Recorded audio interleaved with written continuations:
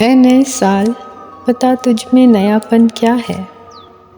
ہر طرف خلق نے کیوں شور مچا رکھا ہے؟ روشنی دن کی وہی، تاروں بھری رات وہی، آج ہم کو نظر آتی ہے ہر ایک بات وہی۔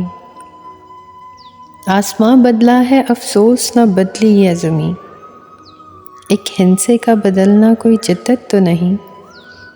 اگلے برسوں کی طرح ہوں گے قرینے تیرے، کسے معلوم نہیں 12 مہینے تیرے۔ جنوری، فروری اور مارچ میں ہوگی سردی، اور اپریل، مئی اور جون میں ہوگی گرمی۔ تیرا من دہر میں کچھ کھوئے گا کچھ پائے گا، اپنی معیار بسر کر کے چلا جائے گا۔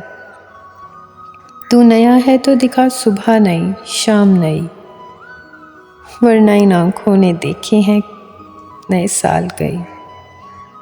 بے سبب دیتے ہیں کیوں لوگ مبارک بادیں، کیا سبھی بھول گئے وقت کی کڑوی یادیں؟